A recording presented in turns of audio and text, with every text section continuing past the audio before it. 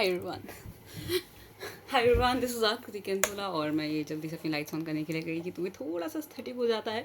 और बहुत दिनों बाद वीडियो डाल रही हूँ, not being consistent as always. और जब भी मुझे लगता है लाइफ में कि मेरे पास थोड़े से पैसे हैं so that I can buy something for my self, तो मेरा चश्मा मुझे याद दिलाता है कि नहीं बहन, आप अभी आप कुछ नहीं ले सकते। अभी जस्ट मैं सोच ही रही थी कि मैं वीडियो डालती हूँ because I just really wanted to say something. तभी मैं ऐसे नीचे उतरी अपनी लाइट्स को ऑन करने के लिए, डायरी निकालने के लिए, तो मेरे चश्मा मुड़ गया।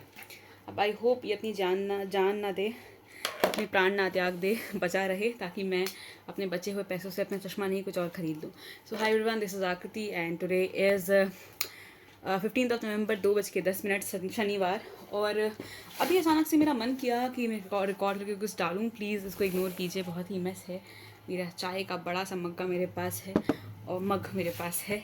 और मैं कुछ दिनों पहले अपनी डायरी चेक कर रही थी और डायरी को चेक करते वक्त मुझे कुछ मिला और मेरा बहुत मन था कि मैं उसको ऐसे करके डालूँ बिकॉज मेरा फ़ोन ख़राब है और मैं उसको एक रील फॉर्म में नहीं डाल सकती।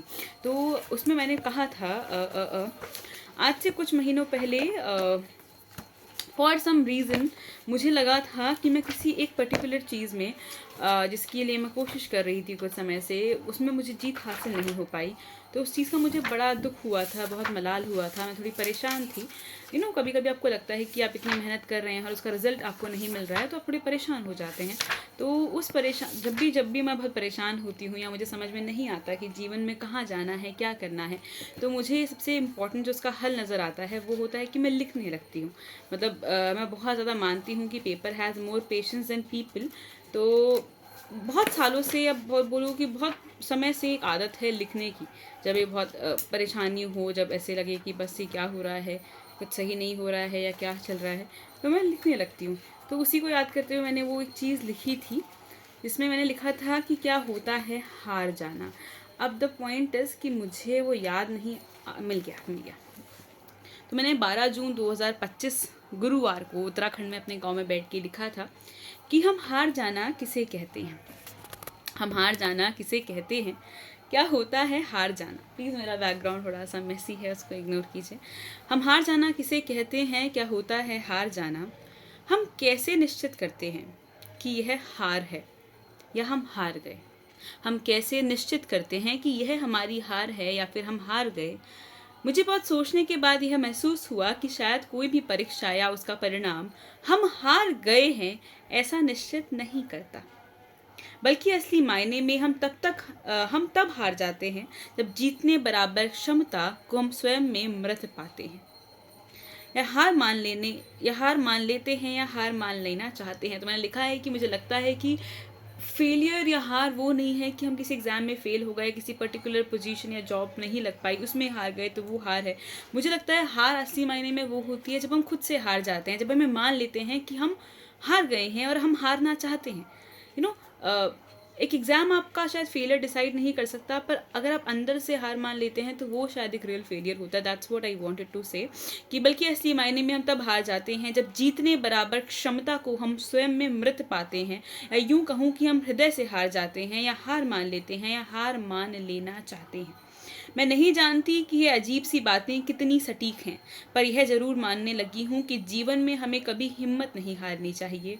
शायद लगे रहना चाहिए, शायद लगे रहना होता है, क्योंकि इस छोटे से जीवन को जब हम मन ही मन बहुत कठिन बना देते हैं तो इसे जीना और जीवन को जीतना कठिन लगता है।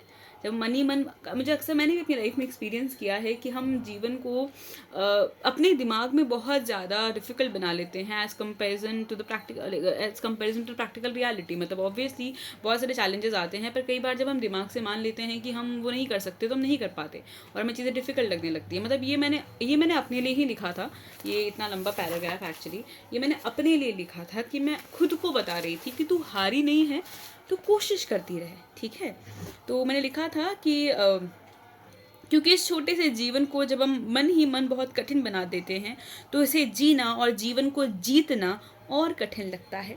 यह बातें जितनी लिखनी आसान हैं उतनी ही जीवन में उतारनी कठिन है। अभी मैंने उस दिन लिखा और उसके कई दिनों बाद तक भी, और अभी भी कई बार ऐसा होता है कि आपको टेंशन हो रही होती है कि आप क्या कर रहे हैं, क्या करेंगे, बट देन वही होता है कि आपको हमेशा संयम, पेशेंस बांध के रखना होता है और लगे रहना होता है।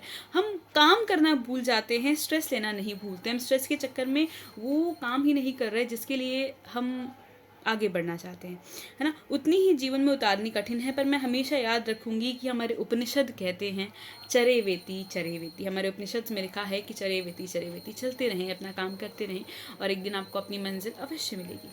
तो ये मैंने लिखा था लास्ट में, आकृति टू आकृति। तो बस ऐसे ही बहुत मन था कि अगर आप में से कोई ये वीडियो देख रहा है तो आप लोग भी इसको सुने कि हारना यहाँ से होता है। अगर हम सच में हम किसी चीज़ को लेकर डेडिकेटेड हैं और सच में दिल से वो करना चाहते हैं, हृदय से वो करना चाहते हैं, तो हम एक दिन निश्चित ही उसमें विजय पाएंगे। और एक तरीके से या किसी अलग तरीके से हम निश्चित ही उस चीज़ में विजय पाएंगे। बस यही मैसेज मेरा खुद के लिए था और यही बस मैं वीडियो में बोलना चाहती हूँ। नमस्ते एवरीवन, दिस इज आकृति। Have a great day ahead.